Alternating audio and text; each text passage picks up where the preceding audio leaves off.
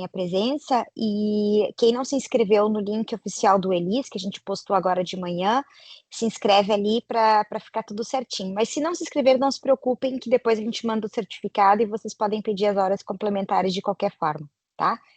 E era isso. Desculpa, Jennifer, pode continuar. Posso continuar? Bom, gente, então vamos começar falando um pouquinho aqui sobre hormônios e saúde mental na mulher. E eu trouxe esse tema porque acho que a maioria também que está aqui é mulher, né? Então acho que vai servir tanto na vida pessoal de cada uma de nós, né? De todas que estão aqui, como na prática clínica de vocês quando vocês forem atuar com os pacientes. Só tá dando para passar aqui? Vocês estão enxergando? Tá ok. É que eu tô com duas telas, tá? Então eu tô olhando para cá para os slides e quando eu olho para cá é porque eu tô olhando para vocês, tá? Então eu tô com duas telas aqui. Então a gente vai falar aqui sobre as interações bidirecionais entre o sistema nervoso e as nossas gônadas. Mas por que que é bidirecional, né? Se nós formos ver na endocrinologia e como que funciona esses sistemas de liberação dos nossos hormônios, eles vêm de um chefe da empresa, que é o nosso hipotálamo. E aí é esse hipotálamo que começa a gerar sinais para nossa hipófise liberar outros hormônios que vão lá nas nossas gônadas, ou seja, os ovários ou os testículos nos homens, né, mas nós mulheres, os ovários, para que então os ovários liberem os nossos hormônios femininos, que é o estradiol e a progesterona. Só que, por que que é bidirecional? Porque quando a gente libera esse estradiol e essa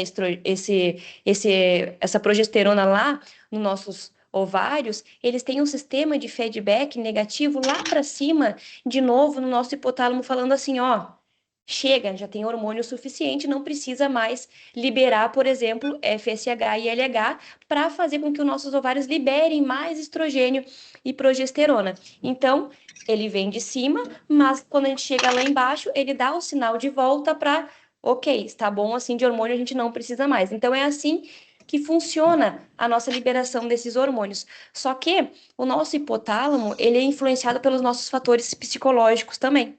E tudo que vem de fora. Então, por exemplo, o nosso estresse influencia lá no nosso hipotálamo, que vai influenciar também na liberação desses hormônios. Por isso que nós temos, às vezes, muito problemas de ciclos menstruais, ou até mesmo, por exemplo, endometriose, ou síndrome do ovário policístico. Então, tudo isso pode vir também de fatores externos, né, que vão influenciar nesse hipotálamo.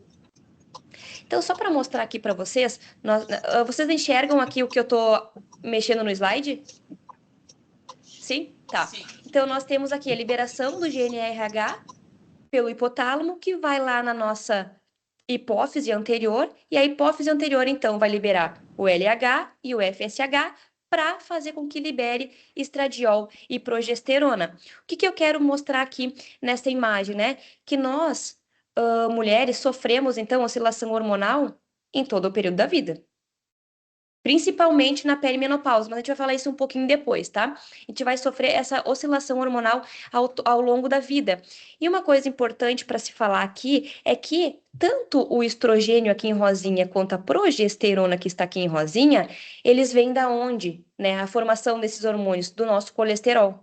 Então, sim, a gente tem que consumir colesterol, a gente tem que comer gordura, porque se a gente não tiver colesterol, a gente não produz hormônios femininos. Então, às vezes, trazendo assim para a prática, se nós mulheres temos o percentual de gordura às vezes muito baixo, onde a gente não tem um pouco de gordura, vai impactar também nessa produção hormonal, uma vez que esses hormônios são sintetizados a partir daqui de cima do colesterol. Então a gente pode ver que a cascata é bem grande.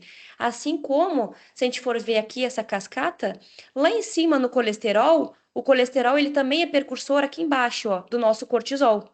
Então, tanto a progesterona como o cortisol, como o estradiol, eles vêm lá do nosso colesterol.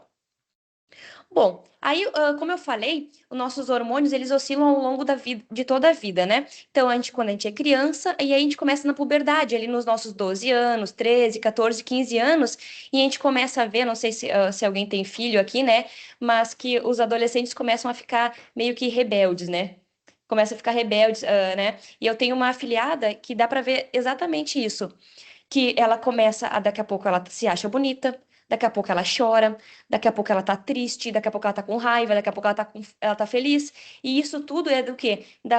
De começar a produzir essa parte de estrogênio e progesterona. Então, essa oscilação deixa essa menina mais vulnerável. E a gente já vai ver daqui a pouco mais o porquê.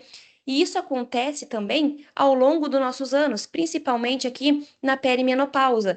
Então, a gente pode ver que na perimenopausa nós também temos grande oscilação hormonal. Já na menopausa não temos mais. Por quê? Porque na menopausa já decaiu os nossos hormônios, a gente já não tem mais produção de estrogênio e progesterona. Então, nessa fase aqui da vida da mulher, na perimenopausa, fica a mulher, como ocorre essa oscilação hormonal, a mulher fica mais suscetível a ter ansiedade, a ter depressão. Então, tudo isso tem a ver com os hormônios, mas não só com os hormônios, mas sim com o nosso fator externo, que são os nossos psicossociais, que é a nossa rotina estressante, né, o nosso sono, e a gente vai falar um pouquinho mais sobre isso também ao longo da aula. Bom, e aí falando especificadamente do estrogênio, né? Por que que o estrogênio influencia no nosso humor, na ansiedade, na depressão? Porque se a gente for pegar aqui a imagem do nosso cérebro como um todo, olha só, todos esses rosinhas aqui é onde o estrogênio ele possui receptores. Então, onde o estrogênio possui receptor, quer dizer que ele vai atuar naquele receptor ali. Então, por exemplo, lá no nosso córtex pré-frontal, a gente tem a parte de função e de memória. Então, o estrogênio participa desse mecanismo. Até então, que quando a mulher está lá na menopausa, nós temos a questão do brain fog que se fala, né? Esquecimento, de memória de curto prazo, né? Ah, o que que eu ia fazer mesmo? E aí, daqui a pouco lembro o que que ia fazer. Outra coisa, né? Tem a parte sensorial, né? Tem a parte aqui de processamento de curta memória. O estrogênio participa aqui do sistema serotoninérgico, que é o que a gente vai ver daqui a pouco mais, na motivação e na emoção, na amígdala. Na parte aqui de ansiedade, ó, no sistema adrenérgico, né? Porque o estrogênio, a gente vai ver depois também que ele modula muito essa questão do nosso sistema nervoso simpático e parasimpático, né? Então, tudo isso influencia para quê? Porque a mulher fique mais suscetível. Quer dizer que vai ser só culpa dos hormônios? Não. Tem mulher que não passa por nenhum sintoma de oscilação e tá tudo bem. Então, isso vem com o quê? Com o nosso estilo de vida ao longo dos anos, né, em questão de da gente ser uma pessoa mais calma ou uma pessoa menos calma, então tudo isso vai influenciar nesta questão também do estradiol e do que nós vamos sentir.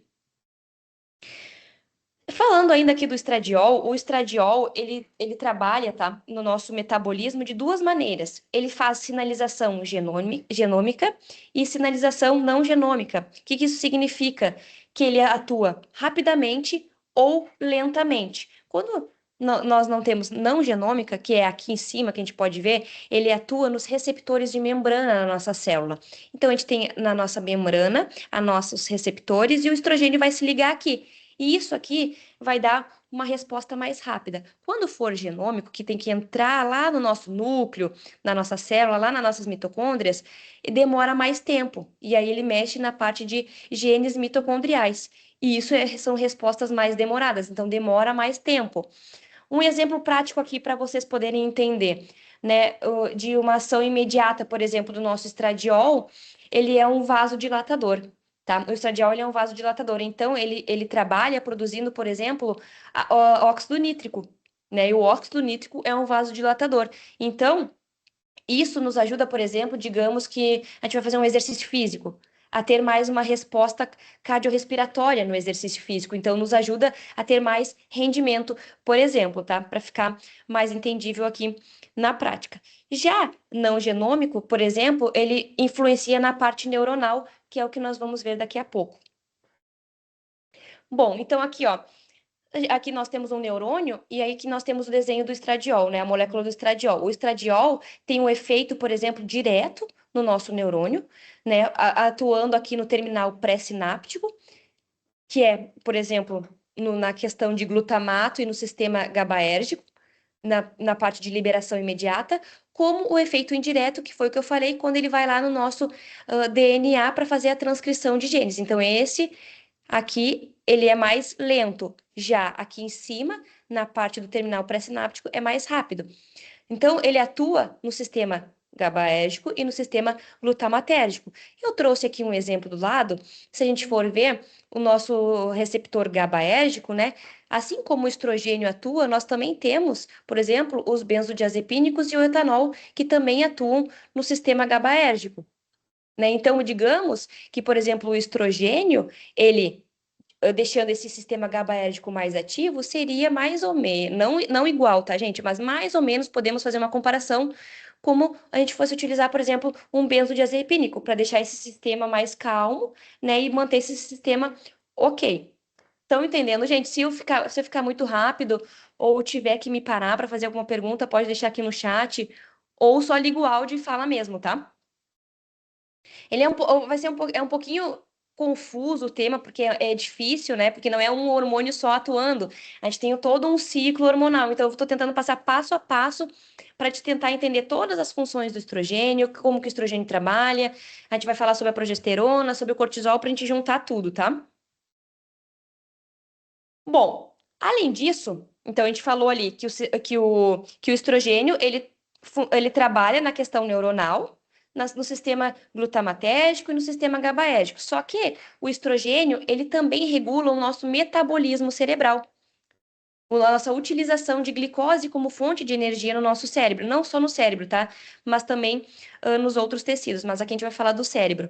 Então, por exemplo, quando a mulher entra na menopausa, né, e eu me lembrei da Mari falando no nosso último encontro, né, que ela estava fazendo reposição hormonal e que a mulher começa a ter resistência à insulina e tudo mais, mas por que que acontece isso? Por causa do nosso estrogênio, porque ele regula esse metabolismo. Se a gente não tem esse metabolismo bem regulado, a gente vai começar a utilizar menos glicose como fonte de energia.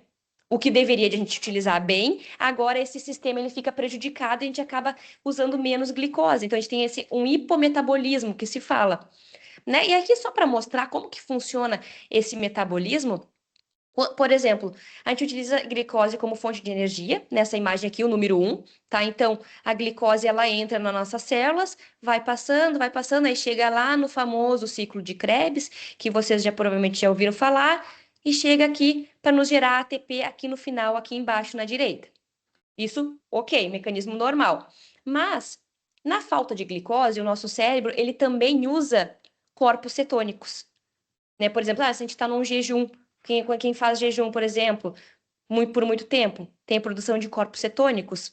Então, os corpos cetônicos também podem chegar aqui, serem oxidados no ciclo de Krebs para nos gerar ATP. É isso que acontece no nosso metabolismo cerebral, tá? Então, a gente pode usar glicose e corpos cetônicos, e a gente sabe agora que o estradiol, ele modula essa utilização de glicose para nos gerar energia.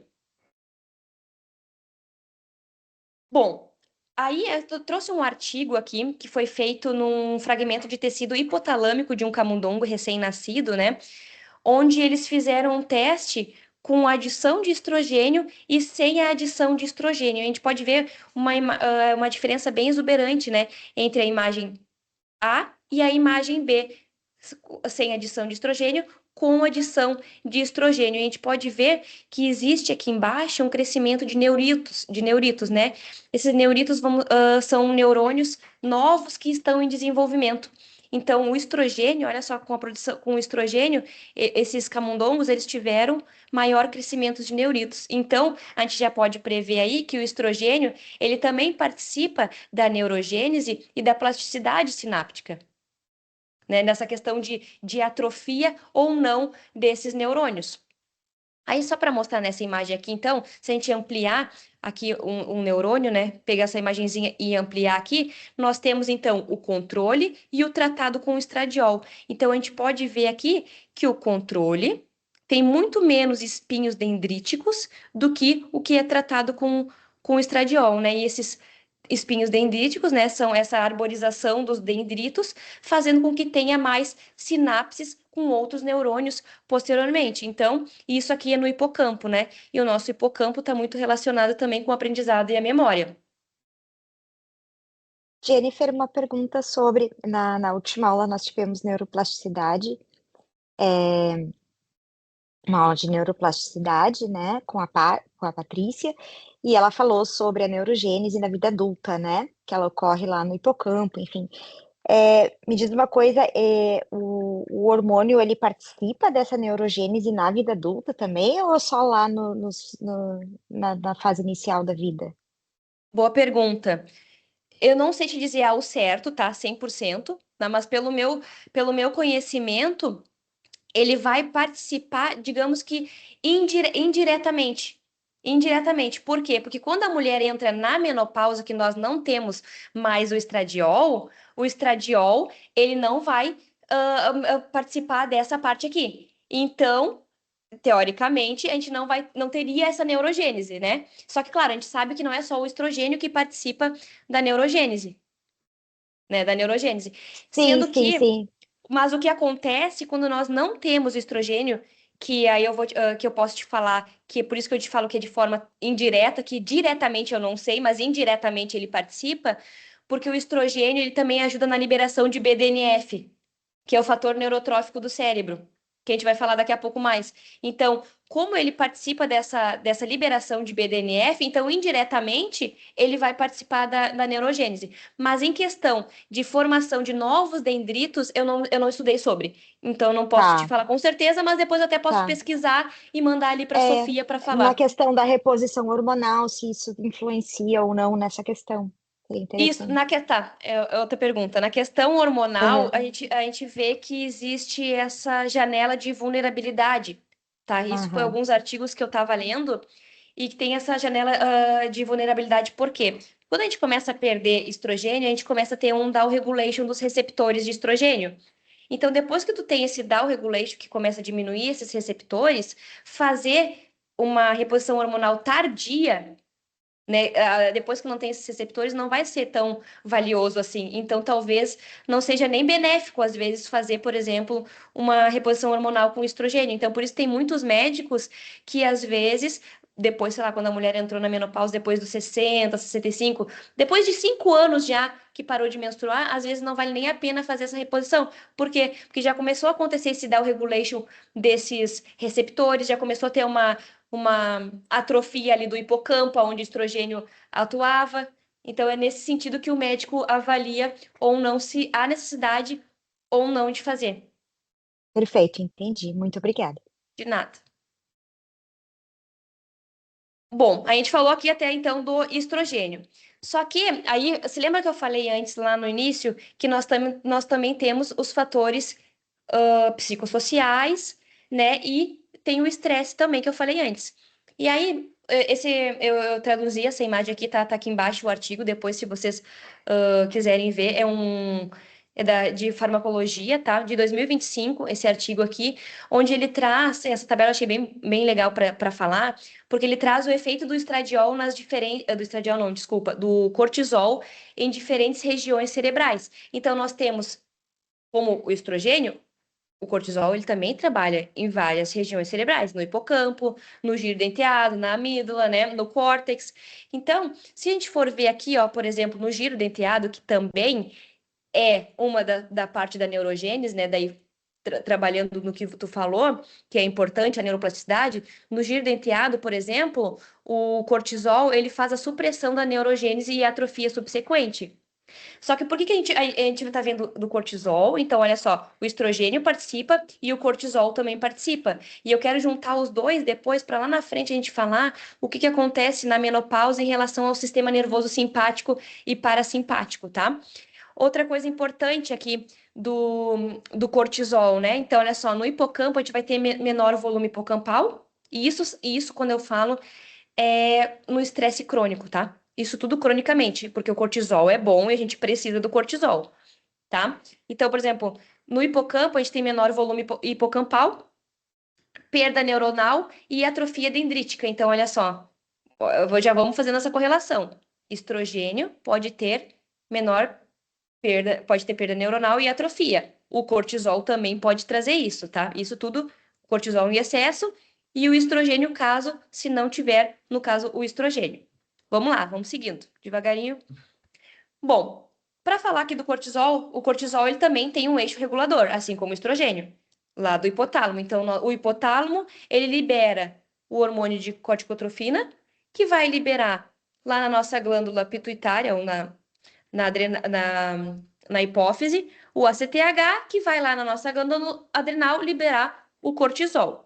Só que olha só que interessante, o cortisol, quando nós estamos com o cortisol em excesso, e quando eu falo em excesso, às vezes ele não precisa nem estar em excesso, por exemplo, num exame sanguíneo quando a gente faz, tá? Mas sim em excesso, dando picos de cortisol o tempo inteiro durante o dia, né? Aí sofreu um estresse agora, deu pico de cortisol. Aí, só que quando a gente dá esse pico de cortisol, ele demora para voltar aos níveis basais. E aí, daqui a pouco, a gente teve um outro estresse durante o dia, ficou ansioso, vai dar pico de cortisol de novo. Então, esse toda hora dando esse pico, ele no nível basal, ele acaba não chegando no nível basal adequado, e é isso que torna esse sistema crônico, tá? Que faz com que a gente tenha essa liberação crônica de cortisol. E o cortisol, ele participa, tá? Também do metabolismo da serotonina. Então, o cortisol em estresse, em excesso, ele diminui os níveis de serotonina e diminui o triptofano no plasma. O que que seria isso, né? Não é a dessa aula, mas o triptofano é o aminoácido que vai fazer a síntese da serotonina. Então, olha só, o cortisol em excesso vai diminuir o triptofano, consequentemente, vai diminuir a síntese de serotonina. E a gente tem, então, essa sensibilidade e desregulação desses receptores, né? Então, como o cortisol vai ficar crônico, a gente acaba tendo essa dessensibilização e tendo um down regulation desses receptores. Além disso, o cortisol crônico ele também está muito correlacionado com doenças neurodegenerativas no futuro, né? Neurotoxicidade, inflamação, e essa inflamação também vai fazer com que então reduza então o nosso BDNF, né, que é o fator neurotrófico derivado do cérebro, que é importantíssimo para a neuroplasticidade. E vai ter também a troca de genes que vai fazer com que ocorra então essa neurotoxicidade. Bom, a gente falou do estrogênio e falou do cortisol. Aí entrando aqui na menopausa, tá? Na perimenopausa e na menopausa. O que que a gente mais. Vamos pegar o exemplo da Mari aqui. Mari, né? Tu tá nessa fase da perimenopausa, né? Sim, Tá. Quais são os sintomas que tu sente? olha, problemas para dormir não era uma insônia, era só assim um acordar, né, aquela noite picada assim, né, mal dormida. Fragmentação do sono, no caso. Isso, fragmentação do sono, muita irritabilidade. Eu senti, dores no corpo, né, nas articulações, bastante, Uhum. queda absurda de cabelo, Tá. a diminuição da libido, eu diria uma fraqueza também muscular, né? O corpo enfraquece bastante, assim, Tá. desânimo, sintomas mais depressivos mesmo, assim, muito sono, Sim, tudo é isso. muito sono às vezes durante o dia, mas à noite tu acorda na madrugada, né? Isso, exatamente, assim, aquela fadiga, assim, durante o dia, uma vontade de não fazer nada, de, Uhum. sabe, de dormir sem ânimo. Tá, então, do que ela falou aqui antes da gente falar na parte do cérebro, né? Que ela falou que às vezes ela sente fraqueza. Em questão, porque o estradiol, a gente está falando basicamente aqui do cérebro, mas o estradiol, como eu falei antes, ele atua em vários tecidos. Então, assim como ele regula o metabolismo da glicose no cérebro, ele regula o metabolismo da glicose, por exemplo, no nosso músculo esquelético e na nossa parte hepática. Então, nós vamos utilizar menos essa glicose, a mulher pode ser propícia a ter maior resistência à insulina. Ok. Questão de até de fraqueza ou parte de osteopenia e osteoporose. O estrogênio, ele participa do metabolismo ósseo, então ele faz com que renove mais os osteoblastos e tire os osteoclastos, né, que é o que a gente não quer, a gente quer osteoblastos, né, a renovação óssea. Então, o estrogênio participa disso. No nosso fígado, o estrogênio ele participa do metabolismo do colesterol. Então, por isso que as mulheres podem ter colesterol mais elevado, LDL mais elevado depois. porque eles desensibilizam os receptores de LDL. Então, a gente pode ver que a gente está falando de uma coisa que envolve muitas coisas ao mesmo tempo. A questão indo para o cérebro, da que ela falou, né, da cognição. Foi o que eu falei, que é o brain fog, porque ele participa das regiões lá do cérebro, da parte de engordamos também, exatamente. Exato, posso falar depois um pouquinho da parte de engordar. Sobre a parte de cognição no hipocampo e na memória, né? Insônia. A insônia está muito relacionado. Desculpa, gente. A insônia está muito relacionada também com essa questão do sistema nervoso simpático e parasimpático, que é o que nós vamos ver agora, que eu já vou passar. E essa depressão realmente então, é essa oscilação desse hormônio, e como esse hormônio ele participa de todas aquelas regiões cerebrais que a gente falou antes, então vai ter essa maior depressão ou ansiedade. Mas depressão, ansiedade também tá muito a ver com o sistema nervoso simpático que a gente vai falar agora. Olha só esse gráfico, então, para mostrar para vocês. Nós estamos aqui na pré-menopausa, perimenopausa e pós-menopausa. Nós temos em azul, tá, a variabilidade dos sintomas neurológicos e aqui em vermelho o metabolismo de glicose, tá? Então, o que a gente acabou de falar? Que no metabolismo de glicose, né? Ele, lá na pré-menopausa, né, digamos, antes ali dessa oscilação, o nosso metabolismo de glicose, ele tá ótimo, ele tá bem alto, tá funcionando bem. Se a gente for vindo ao longo dos anos para cá, tá vendo que o gráfico tá caindo. Então, aqui nós temos um baixo metabolismo de glicose, que foi o que eu falei antes, através da outra imagem, aqui esse gráfico mostra. Só que, então, a glicose tá boa, na pós-menopausa ela começa a decair esse metabolismo, ficar mais lento, ficar mais, a gente utiliza menos a glicose, digamos assim, tá? Só que a vulnerabilidade neuronal, aqui dos sintomas neurológicos, olha só, a gente está com uma baixa vulnerabilidade, e aí chega na perimenopausa, ó, que foi o que eu falei, a gente tem um pico. E aí depois da menopausa, depois que para de menstruar, né, na pós-menopausa, começa a decair. Então, a maior oscilação hormonal ainda faz com que a gente tenha mais sintomas neurológicos. Por quê? Porque o cérebro, vou falar o cérebro como um todo, né? Mas o corpo, ele não tá acostumado ainda, porque uma hora tá alto, uma hora tá baixo, uma hora tá alto, uma hora tá baixo. Então o corpo ele fica assim, meu Deus do céu, o que que tá acontecendo? O que que eu faço agora? Então até o metabolismo se acostumar e viver um novo ajuste, então nessa parte a mulher vai ter mais sintomas do que até mesmo na pós-menopausa, né? Isso mostra no gráfico. E não só mostrando no gráfico, mas como eu também atuo na prática, e eu tenho alunas que estão na perimenopausa, mas alunas que já têm 65 anos e 70 anos, o índice de ansiedade e depressão, no caso dessas mulheres, são menores do que as que têm 40 e poucos anos que estão passando por essa oscilação. Claro, não é só isso, influencia muito mais coisa, né? Mas olhando assim, se fosse pensar só no estrogênio e ignorar o resto tudo, eu vejo muito isso na prática, em questão da oscilação, a mulher ficar mais triste, feliz, chateada, e esses sintomas todos que a Mari passou aqui pra gente. Bom, aí nós podemos ver aqui, então, esse é um outro artigo bem bom, tá? De 2024, se vocês quiserem dar uma olhadinha depois. Que então, só para fazer uma síntese aqui de tudo que a gente falou, tá? E aqui, o Mari, entra na parte do tratamento com o estradiol, que a Tata me perguntou, sem o tratamento do estradiol e com o tratamento precoce do estradiol. Por exemplo, se você já está com uma oscilação e fizer esse tratamento com o estradiol, né? Então, o que acontece? Sem o tratamento de estradiol, o que vai acontecer que a gente falou antes?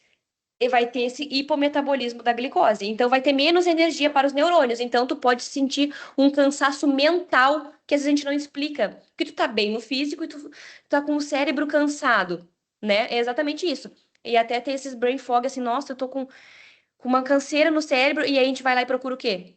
Um doce, um açúcar, para botar energia rápida, né? Que aí vira essa bola de neve. Sem o estradiol, o que também acontece? Essa neuroinflamação, né? Por quê? Porque especialmente em regiões como o hipotálamo e o hipocampo, aumenta esse nível inflamatório. Por quê? Porque o estradiol, ele também é um anti-inflamatório endógeno que nós temos. Então, como a gente não tem essa proteção do estrogênio agora, então a gente pode ter uma maior neuroinflamação. E não só neuroinflamação, mas sistêmica também, tá? Então, a gente pode, por exemplo, digamos que tu treinou, né? Tu treinou, às vezes a gente tem dor muscular. Aí a gente vai lá, tem a dor muscular, que inflamou e recupera.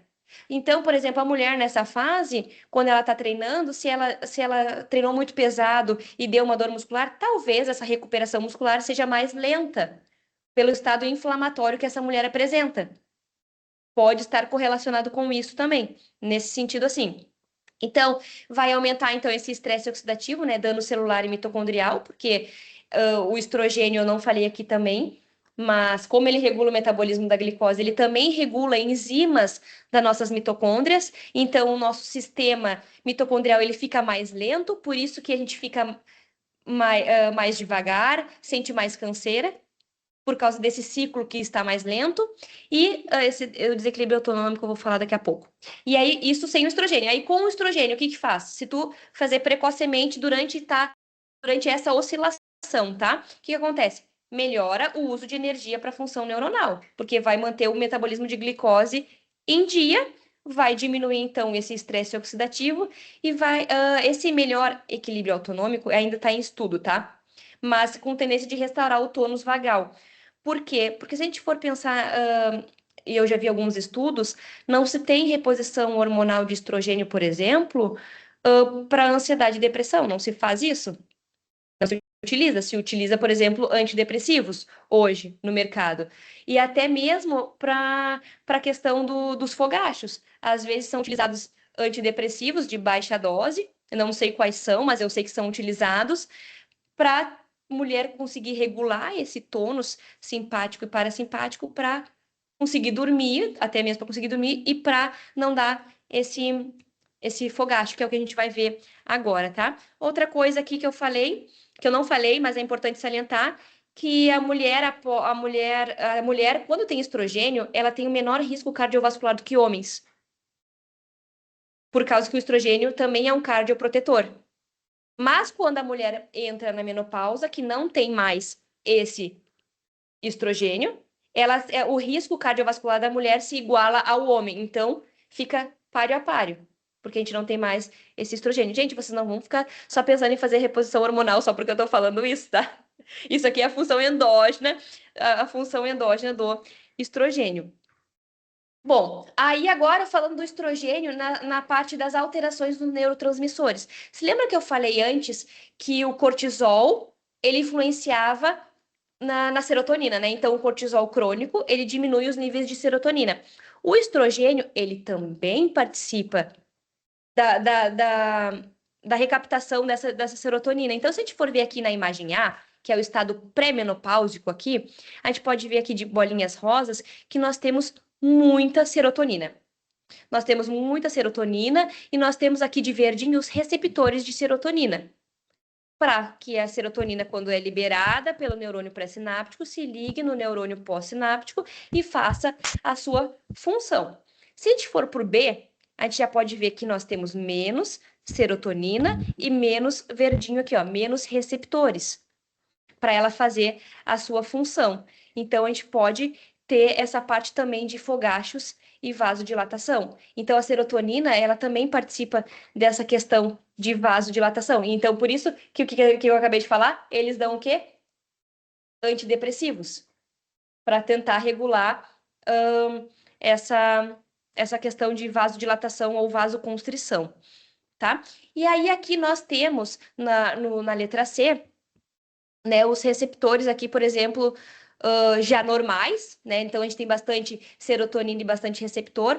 Quando utilizou, por exemplo, aqui os inibidores de recaptação de serotonina ou de noradrenalina, tá? Tá entendido, gente? Ok. Aí, bom, tendo esses três cenários, né?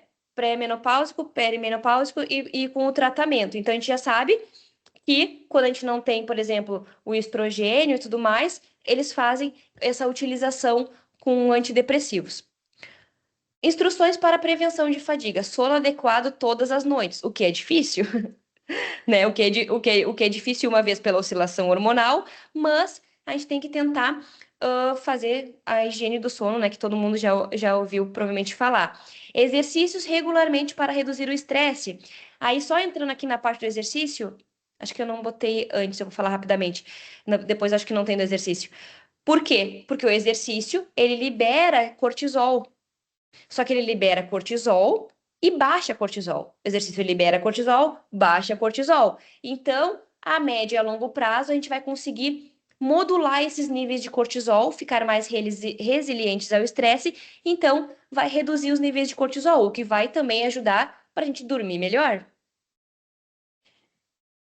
Acho que a dieta saudável e balanceada, que foi o que as meninas falamos ali, por mais dieta que fazemos, a gente engorda. Mas isso aqui eu falo depois, tá, gente? Seguindo aqui. Bom, aí aqui mostrando então o que acontece na perimenopausa e na pós-menopausa em relação a esses hormônios na questão do sistema nervoso simpático e parasimpático. Nessa imagem aqui, a gente tem de verde o sistema nervoso parasimpático e de vermelho o sistema nervoso simpático. A gente pode ver, se for da esquerda para a direita, que na pós-menopausa o sistema nervoso simpático está mais elevado. Então, é isso que também diz como é que eu posso falar? Dá problemas no sono, né? Porque o nosso sistema nervoso simpático está mais ativo. Então, por ele estar mais ativo, nós temos mais liberação de cortisol também. Naturalmente, por ele já estar mais ativo. Então, ele já vai liberar mais cortisol. E aí, mais cortisol, menos serotonina. Desregulação de fogacho, desregulação para dormir. Então, é um ciclo. É um ciclo que começa a acontecer. E aqui, esse artigo, essa imagem desse artigo, né, então, de fisiologia aqui de 2023, então, se vocês quiserem dar uma olhada depois nesse artigo, é bem interessante, né, o artigo propõe, então, que essa disfunção do sistema nervoso autonômico, né, a maior tônus simpático e menor parasimpático, é um elo causal entre alterações cardiovasculares e cognitivas nas mulheres após os 40 anos. Então, se nós temos esse nervoso simpático mais ativo, o que acontece lá no nosso sistema renal? Começa a liberar mais angiotensina.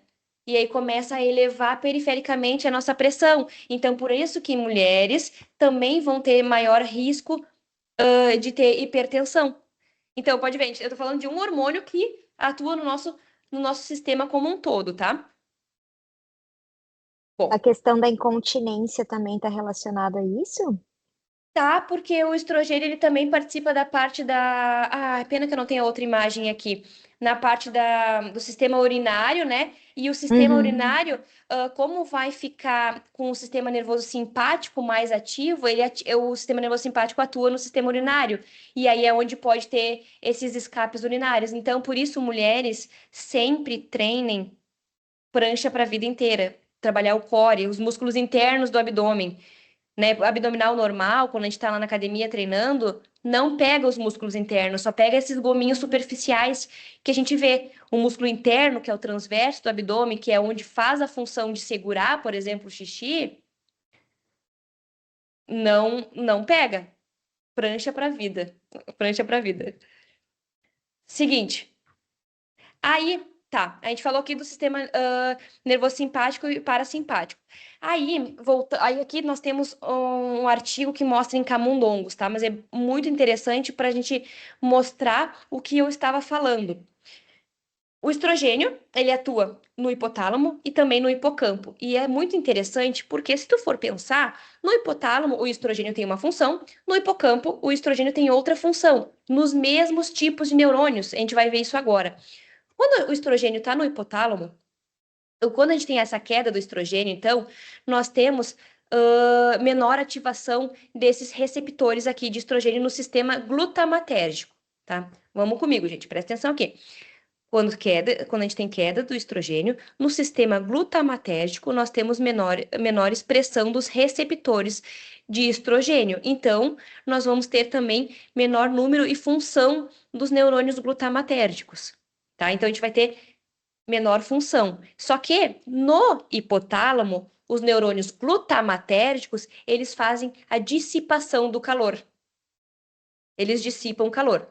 no hipotálamo, tá? No hipotálamo, o glutamato dissipa calor. Ok, com a queda do estrogênio, nós vamos ter essa menor dissipação do calor.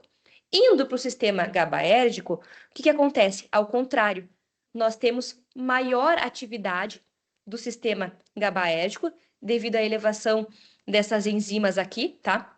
Que vai participar aqui do sistema GABAérgico. Então, a gente vai ter maior atividade dos neurônios GABAs. E aí, isso vai fazer com que ocorra o quê? Maior produção de calor. Então, no hipotálamo, o sistema GABAérgico faz com que ocorra maior produção de calor. E aí, nós temos menor dissipação. E aí, faz o quê? Os fogachos que a mulher tem durante a madrugada. Porque isso aqui está desregulado porque nós não temos mais estrogênio. Então, nós não temos estrogênio. Se a gente não tem estrogênio, faz com que ocorra menor dissipação e maior produção. Então, a gente tem esses fogachos. Isso aqui vai acontecer com toda mulher? Não. Tem mulheres que têm menos, tem mulheres que nem têm. E é isso aqui também está muito correlacionado com o quê? Com a parte de questão da vida inteira do que a mulher fez, em questão de sono, em questão de estresse, em questão de atividade física.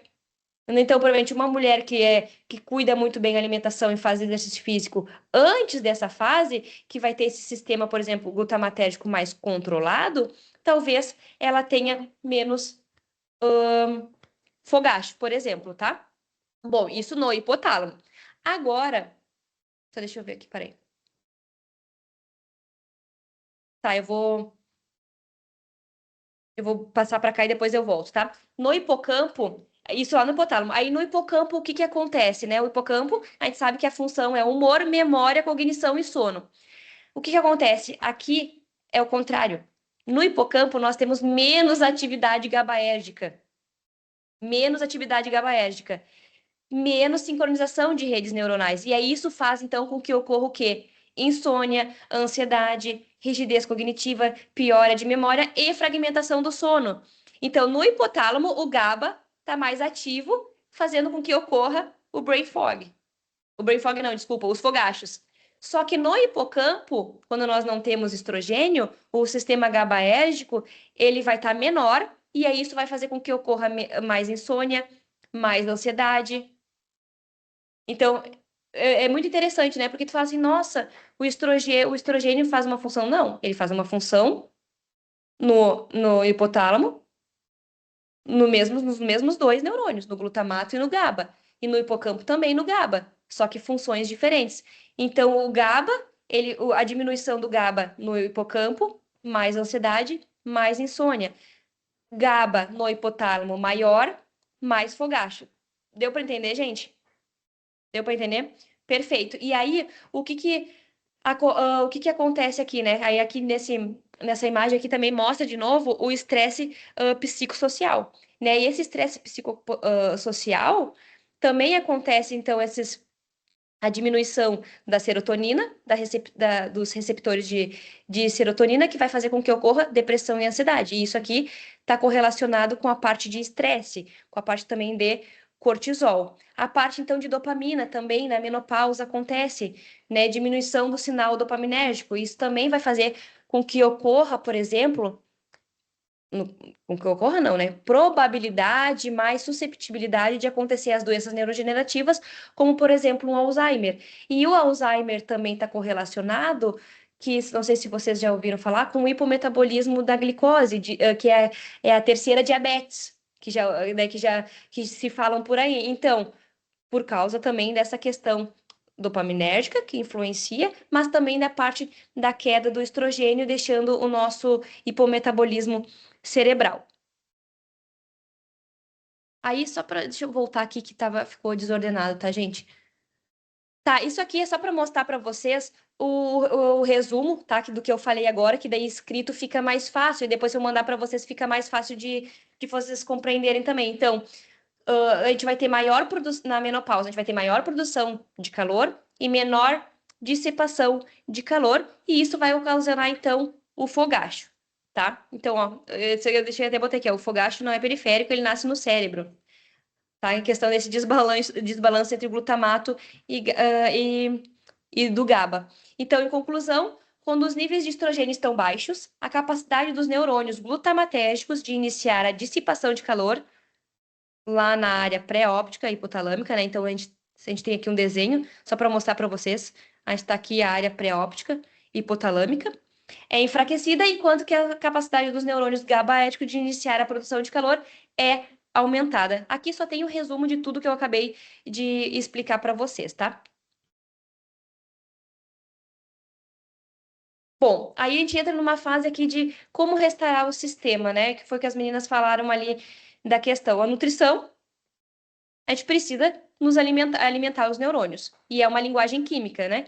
Então a gente passa a não ver mais como calorias, mas como nutrientes que a gente precisa alimentar o nosso sistema central para fazer o quê? Para reduzir a hiperexcitabilidade GABAérgica disfuncional, sustentar o metabolismo energético, porque a gente vai estar com essa disfunção, e modular a parte inflamatória. Então, a gente pode ver aqui alguns nutrientes essenciais que fazem parte da parte neuronal. Então, por exemplo, o magnésio, isso vocês já ouviram falar também, né? Ele o freio em excesso do glutamato. Então, ele vai melhorar esse sistema GABAérgico e, digamos que, frear o sistema glutamatérgico.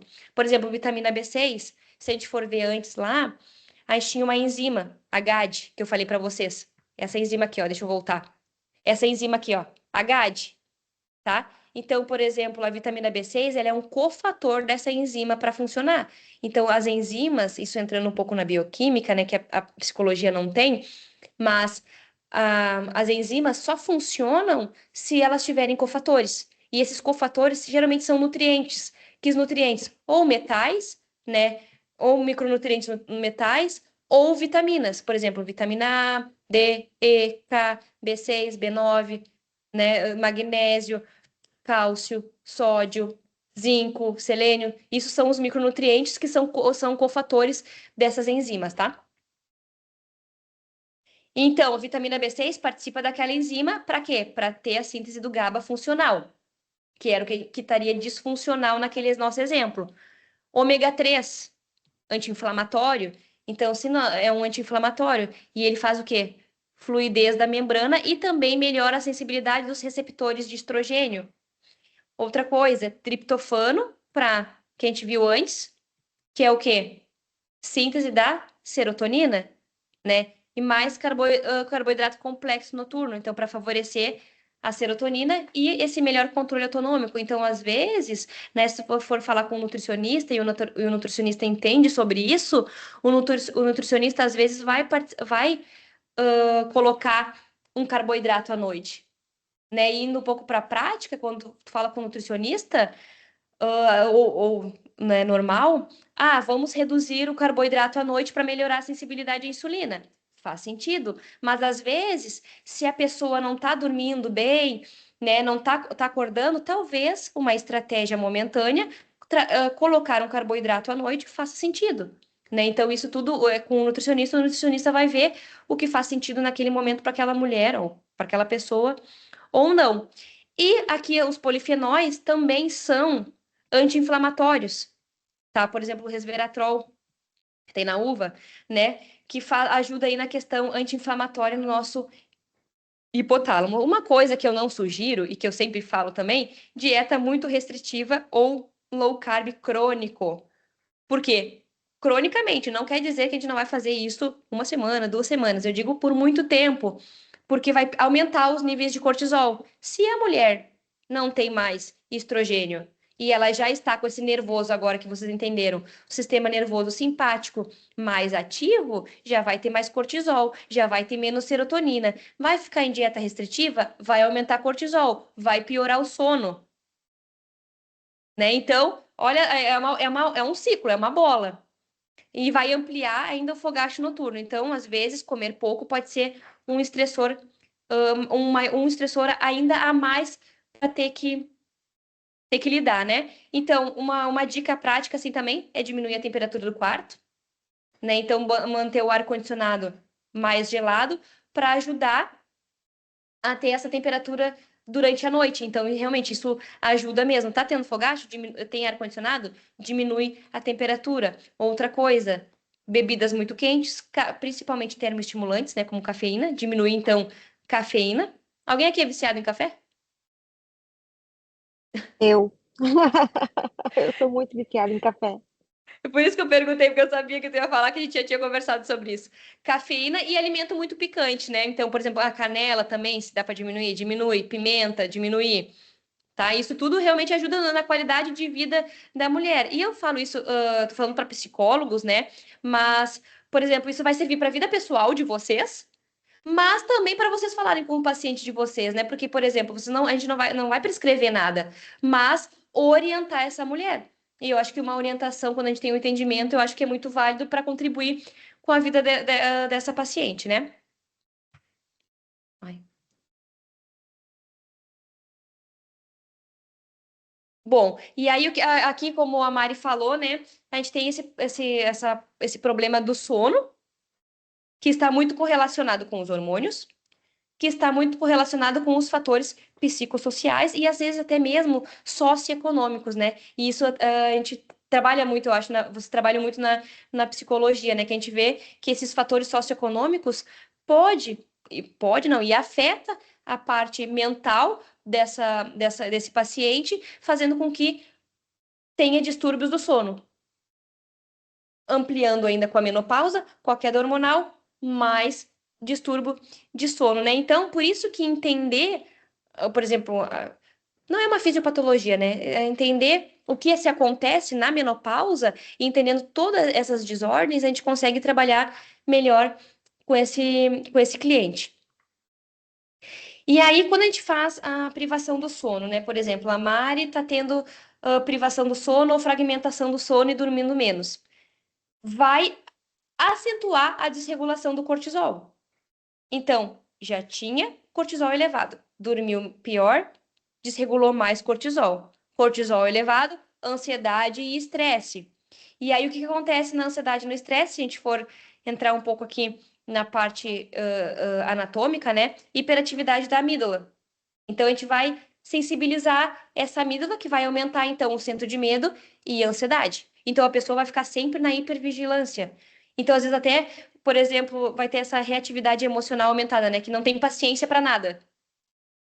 Falou um ai, já responde. Já responde na ponta da língua, porque isso tudo está desregulado, né? Outra coisa, no prejuízo do córtex pré-frontal. Então, esse cortisol em excesso, ele prejudica a função executiva e regulação emocional. Então, qual que é? A gente vai deitar e não se desliga das preocupações. Fica lá o cérebro. Pensando, pensando, pensando, pensando, pensando. Então, isso a gente também acaba tendo esse descontrole, tanto cognitivo também como das nossas emoções. E como eu falei antes, né, voltando aqui, desregulação dos neurotransmissores, né? Então, o cortisol elevado vai reduzir a serotonina e também o GABA, que aí, se a gente for voltar lá naquela imagem, lá na primeira, que você lembra que eu mostrei do lado do estrogênio, o sistema GABAérgico, onde estava o ansiolítico, os benzodiazepínicos, o álcool? Então, o cortisol elevado vai fazer com que reduza o sistema GABAérgico. Então, de novo, aumentando ansiedade, tensão e irritabilidade. E aí, aqui, esse artigo aqui são do Maturitas, tá? 2024, e esse aqui é bem legal, porque realmente mostra exatamente tudo que a gente falou até agora, né? Da transição da menopausa no sistema nervoso central. Então, o que a gente vai ter aqui? A diminuição da serotonina, e uma coisa que eu não falei, mas que é interessante falar aqui, a gente tem a redução da serotonina, porque o estrogênio ele participa da síntese da serotonina lá do triptofano para a serotonina. O estrogênio ele regula uma enzima que vai fazer essa síntese da serotonina. Então, essa enzima mais devagar ou menos estimulada vai produzir menos serotonina, ok? Só que, além disso, quando nós temos a falta de estrogênio, nós ficamos com a enzima MAO mais ativa. Alguém sabe me dizer o que é enzima MAO? Não? É uma enzima que degrada serotonina. Isso, exatamente. Então, se a gente já tem menos serotonina e agora a enzima vai ficar mais ativa, ou seja, a gente vai degradar mais rápido essa serotonina, fazendo com que ela não fique disponível ali no nosso canal sináptico, né? Então, vai fazer com que ocorra aqui, então, mais menos motivação, né? Mais ansiedade, mais estresse, tudo isso que a gente já sabe. E aí, mostrando aqui no lado esquerdo, aqui, ó, do GABA, do sistema GABAérgico de novo, o sistema GABAérgico fica afetado porque a gente tem diminuição dessa da alopregnanolona. Tá? O que que é essa alopregnanolona? Quando nós temos progesterona, a progesterona ela pode ser convertida em alopregnanolona, tá? Esse nome estranho aqui, botar alo que é mais fácil, tá? Então, a progesterona, porque a gente falou muito do estrogênio, mas a progesterona, ela é convertida nessa outra molécula, alo. Só que como nós na menopausa agora nós não temos mais essa progesterona, então nós vamos ter menos halo. E essa halo, ela trabalha lá no sistema GABAérgico, deixando ele mais sensível, ele em ordem, ele funcionando ok. E agora nós não temos mais essa enzima, então esse sistema vai ficar desbalançado.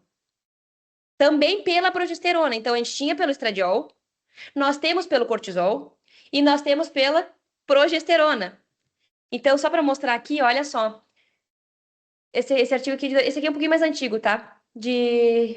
Da psiquiatria, 2025, de 2015. Então, a flutuação do estradiol e da progesterona vão fazer com que ocorra, então, a flutuação do halo, porque a progesterona não vai mais ser convertida em halo, porque vai ter menos conversão. E aí vai fazer com que ocorra a desregulação do sistema inibitório GABAérgico, fazendo com que ocorra uma desregulação do nosso eixo adrenal, então aumentando ainda o cortisol, e aqui a gente vai ter problemas, né, emocionais, depressivos, a gente vai ter maior vulnerabilidade de depressão e aqui trazendo junto que o estresse psicossocial sempre vai contribuir com isso, tá? Então, só para aqui nós temos um resuminho também, que é uma cascata neuroendócrina, o estradiol e a progesterona, afetando o halo, que vai afetar o receptor GABA, que vai desregular esse sistema GABAérgico e vai ativar o eixo HPA. Vulnerabilidade de desfecho. Então, a gente tem aqui estresse psicossocial e humor depressivo. Então, então olha só, gente, o que que eu queria, assim, né, que vocês saíssem entendendo da aula de hoje, né? Que nós temos hormônios que fazem funções diferentes, mas que em conjunto eles podem trazer o mesmo desfecho final, né? Então, o estrogênio, funções diferentes em várias partes do corpo, em várias partes do cérebro. Progesterona, parte, principalmente na parte do GABAérgico, e isso também está muito relacionado ao sono, né? Que às vezes, quando a mulher faz uma reposição hormonal também com progesterona e não só com estrogênio, melhora o sono. Outra questão da reposição hormonal, né? Mulheres, por exemplo, que não têm útero, às vezes não fazem reposição hormonal com progesterona, mas mulheres que têm útero fazem a reposição com hormonal com estrogênio e com progesterona, até mesmo para manter essa integridade uterina em questão de câncer, de essa parte oncológica, né? Para proteger o útero. Então, ó, a progesterona ela também tem uma ação neuroprotetora, né? Então, o metabólico da progesterona, que é a alopregnanolona, atua nesse receptor GABAérgico para reduzir essa excitabilidade neuronal. Menopausa, não temos isso, então isso vai ficar mais ativo. Outra coisa que a gente não falou até agora, mas que é bem importante, que a gente sabe que na menopausa a gente tem os níveis de FSH elevado, né? Que a gente vai, faz o exame de sangue, o FSH está acima de 30, 35, que é um desfecho bioquímico para caracterizar que a mulher realmente entrou na menopausa ou não. Tá? Então a gente faz esse exame. E aí, como esse FSH ele aumenta muito, ele também tem receptores lá no nosso córtex e no hipocampo. E aí, isso aqui também pode ativar vias inflamatórias associadas ao Alzheimer. Então, por isso que a mulher, quando perde esses hormônios ao longo da vida, ela fica mais suscetível a ter doenças neurodegenerativas, né? Então, o FSH elevado, ele pode contribuir para déficit cognitivo e risco cardiovascular, mas isso vai depender do FSH elevado. Por quê? Porque tem um estudo que eu estava lendo esses dias que FSH, por exemplo, para 35 e para próximo de 30. Então, mulheres que tinham FSH ali para próximo de 30 tinham menos desfechos emocionais do que as mulheres que tinham FSH maior do que 35. Então, isso, claro, vai depender de mulher para mulher e não quer dizer que nós vamos ter problema de coração ou que nós vamos ter Alzheimer. Não, nada disso. É que aumenta a suscetibilidade de acontecer esses desfechos, tá?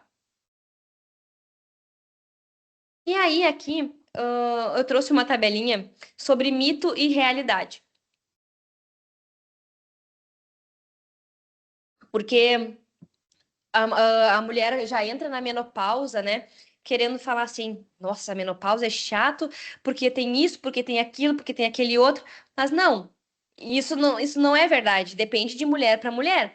E o que a sociedade já nos impôs é que a menopausa vai ter tudo isso. E aí o que acontece na parte mental, né? Entrando na parte da psicologia mental. A mulher já entra, já tá entrando, nossa, agora eu tô na perimenopausa, vai acontecer isso, vai acontecer aquilo, vai acontecer aquele outro, e aí já começa a ficar nervosa, aí já começa a ficar ansiosa. Então, por exemplo, não é só a parte hormonal, né? Então, por isso que todo mundo tem que ter um psicólogo, né? Eu falo para todo mundo tem que ter um psicólogo, para tentar entender essa fase da mulher como uma coisa normal, uma nova fase de vida normal, para tentar entender as mudanças neurobiológicas e endócrinas dessa mulher, para que ela consiga ter a melhor fase da vida dela, né? Não é porque ela vai entrar nessa fase que vai começar a ser ruim.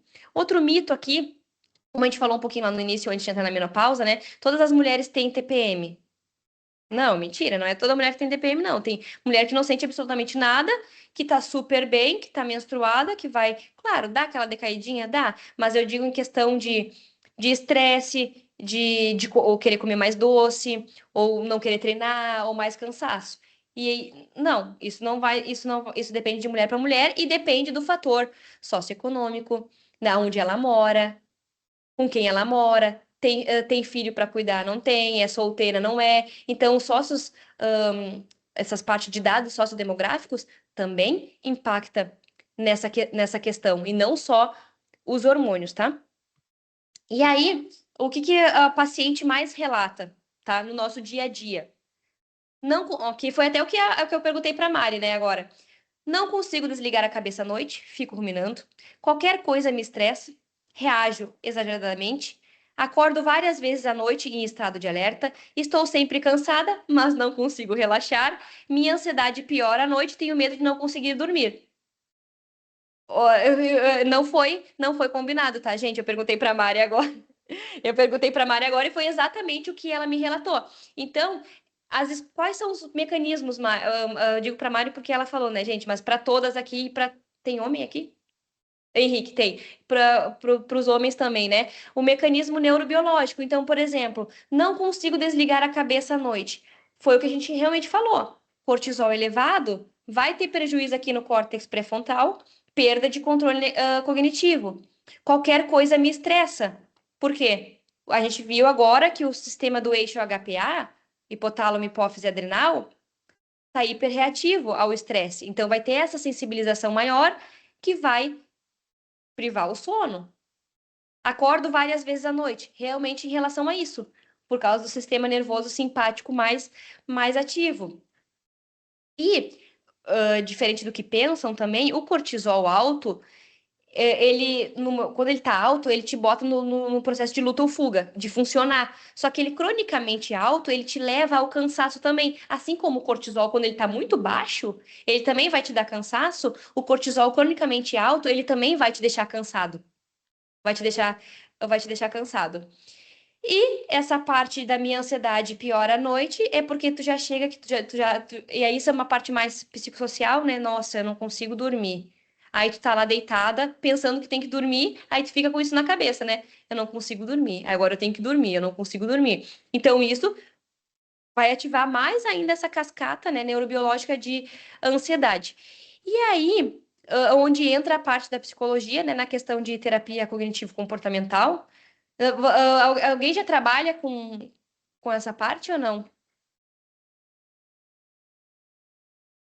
Eu acho que somos todos alunos, mas tem Ah, gente mais voltada para TCC aqui e tem gente mais voltada para outras áreas.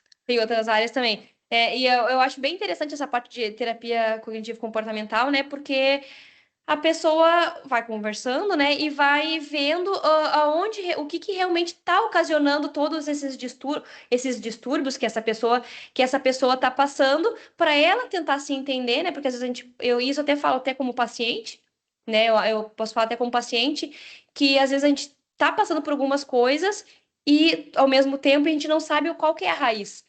Então, sabendo a raiz e o psicólogo entendendo essa parte e fazendo essas perguntas, eu acho que consegue contribuir de forma mais efetiva ainda, né? Então, por exemplo, menopausa, ok, tu dorme bem?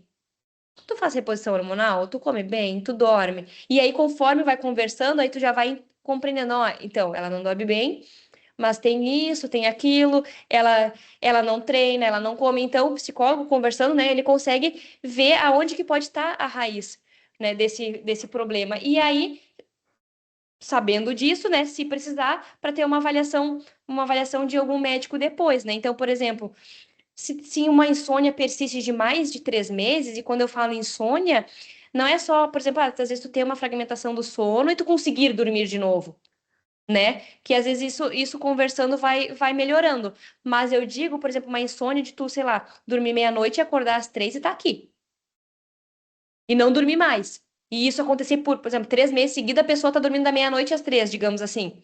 Então, isso é algo que dá para ter uma avaliação, levar a uma avaliação médica para ver se não é vitamina, né? Se realmente é só psicológico ou se é vitamina, se é hormonal, se é tireoide, se não é, porque a tireoide também né, participa dessa questão do metabolismo, do sono. Essa questão, às vezes, também, por exemplo, de fragmentação do sono, se não tem uma apneia do sono, e na menopausa essa apneia pode se elevar, né? E eu digo isso até por conta da minha própria mãe, porque a minha mãe ela tem fragmentação do sono e ela tem apneia, né? Então isso atrapalha muito. Outra suspeita também, até que o psicólogo entendendo isso, do eixo HPA ou síndrome de Cushing, né? Então, às vezes, a pessoa até pode, quando ela chegar mais inchada, com o rosto mais inchado, e esse eixo HPA, isso pode nos mostrar alguma coisa. E também se há transtorno de ansiedade generalizado, que daí também é a parte com vocês, ou a questão de levar para um psiquiatra para questão medicamentosa, né? Aí aqui eu trouxe, tem esse artigo aqui que é bem legal, eu recomendaria até vocês lerem, né, aqui de parte da Clínica Endocrinológica e Metabolismo de 2024, né, onde eles mostraram nesse artigo que, de acordo com o Instituto Nacional de Excelência Clínica, eles juntaram 3 propósitos aqui: reposição hormonal, terapia cognitivo-comportamental e inibidores de recaptação de serotonina ou noradrenalina, para ajudar nos sintomas da menopausa. Então, esses três juntos, né, e combinados, tiveram efeitos benéficos, né, para ajudar essa população. Claro, por exemplo, que foi o que eu falei antes, vai ter que fazer reposição hormonal? Não necessariamente. Se tu é uma pessoa bem ativa, né, que já se cuida, tu não vai ter problemas dessa vulnerabilidade ou não, tu não vai precisar fazer reposição hormonal. Outra coisa que acontece muito na prática e que também é o que eu estou estudando hoje no mestrado, que não é toda mulher que pode fazer reposição hormonal em questão de câncer, né, de tumores. Então, por exemplo, ela não vai fazer. Existe medicamento para isso? Ainda não. Não existe outro medicamento para fazer todas as funções do estradiol, mas existe o exercício físico e a alimentação. Então, por exemplo, vamos dar um exemplo aqui para vocês. O o estrogênio é um vasodilatador que eu falei antes, né? Exercício físico também é um vasodilatador. Exercício físico faz neurogênese. Exercício físico libera BDNF. A alimentação, tu consegue colocar a alimentação com triptofano. O triptofano vai gerar serotonina. Só que a enzima, digamos assim, sem o estrogênio, ela vai estar limitada. Só que o exercício faz síntese de serotonina porque ele regula os receptores e regula essa ação enzimática. Então, tem a alimentação e tem o exercício. E aí tem a terapia na questão emocional para gerenciamento de ansiedade e estresse. Então, toda mulher vai fazer reposição hormonal? Não, não necessariamente. E aí, isso aqui, deixa eu ver aqui. Isso aqui, gente, eu trouxe a questão, o que a psicologia pode fazer na menopausa, tá? Isso aqui, inclusive, eu até pedi ajuda para minha psicóloga, né, se ela tinha alguma contribuição para fazer, e ela me mandou isso aqui e eu achei muito legal para trazer para vocês, tá? Então, não fui eu pedi para ela montar para mim, e ela fez esse cardzinho aqui para deixar com vocês, tá? Do que a psicologia pode fazer na menopausa. Então, os pensamentos influenciam como a forma como a mulher vive na menopausa, né? Que foi até o que eu falei antes. Estou envelhecendo, não sou mais atraente, minha melhor fase já passou, estou perdendo minha feminilidade. Então, tudo isso a mulher já entra, porque são questões culturais que a mulher traz. Que esse paradigma deve ser quebrado. A gente não precisa chegar nessa fase assim, a gente precisa de mais profissionais que contribuam para essa explicação para as mulheres que, ok, é uma fase normal, todo mundo vai ter, e que pode ser a melhor fase da tua vida, antes mesmo de entrar nessa fase, né? Outra coisa, emoções não surgem apenas dos hormônios, então foi o que eu falei, né? Então, essa parte de ambiente influencia muito, questão de dinheiro hoje em dia influencia muito, né? Pagar conta, não pagar conta, um casamento saudável, isso tudo influencia muito. Outra coisa, a menopausa pode ser uma oportunidade de reconstrução de identidade. Então, quem eu sou além dos papéis de desempenho? Acho que é uma frase bem pensativa aqui, né? Então, é uma oportunidade valiosa para resgatar desejo, que talvez a gente não tenha resgatado antes, projetos e outras formas de autocuidado. E a gente fala quando é autocuidado, ele não é necessidade, né? Não é luxo, é necessidade. Então, sono de qualidade, atividade física, alimentação saudável, lazer e prazer. Saber falar não é muito importante, né? Porque a gente fala sim para todo mundo e não para gente. É o contrário, a gente tem que falar não para os outros e sim para gente, né? Ou pelo menos ter uma linha tênue em relação a isso. E aceitação não significa conformismo, né? Então, por exemplo, não, a mulher não precisa lutar contra a mudança do corpo, que foi o que as meninas falaram ali, né? Engordamos também por mais da dieta que fazemos. A gente não aceita isso. Isso vai acontecer que a gente possa engordar um pouco mais? Sim. Por quê? Porque o estrogênio, ele atua na parte do tecido adiposo também. Então, antes o estrogênio, quando a mulher tem o estrogênio, ele atua como protetor visceral, não deixando nós acumularmos gorduras aqui na barriga, e sim na periferia. Então, o estrogênio ele vai acumular gordura mais aonde? Tríceps, costas, culote, coxa e quadril. Quando a mulher perde o estrogênio, a mulher passa a ter mais gordura visceral e menos gordura periférica, por causa dos receptores e a função do estrogênio. Então, a mulher pode ter mais ganho de barriga, digamos assim, de gordura visceral? Sim, ela vai ter? Não. Aí depende do exercício, do sono, do estresse, né? Se tá trabalhando a parte psicológica, se tá treinando, se tá dormindo, se não está. Então, vai ganhar? Não, eu conheço mulheres na menopausa que não fazem reposição hormonal e que não têm uma barriga, por exemplo, né? Então, tudo isso vai depender de pessoa para pessoa. Não, aqui ficou repetido, desculpa, gente. E para finalizar, então, gente, a nossa aula de hoje, eu trago aqui para vocês o meu Instagram, né? Para se vocês quiserem conhecer um pouco mais do meu trabalho. Esse é o livro que a Mari falou, né? Que eu dei de presente para ela esse livro, porque ela foi minha aluna, né? Não, na verdade, não foi, tu ganhou de presente, de sorteio, né? Eu acertei a resposta das perguntas dessa Exatamente, palestra. tu ganhou, exatamente. Não, eu achei que eu tinha te dado ele no encontro com a Paty. Não, foi no Não, CVN, né? foi no CVN, aham. Isso. Então, se vocês quiserem saber um pouco mais sobre o meu livro, gente, depois ele está disponível. E aqui também, como a Mari falou antes, eu sou professora de bioquímica e fisiologia com aplicação clínica. Então, eu tenho a minha comunidade para profissionais da área da saúde.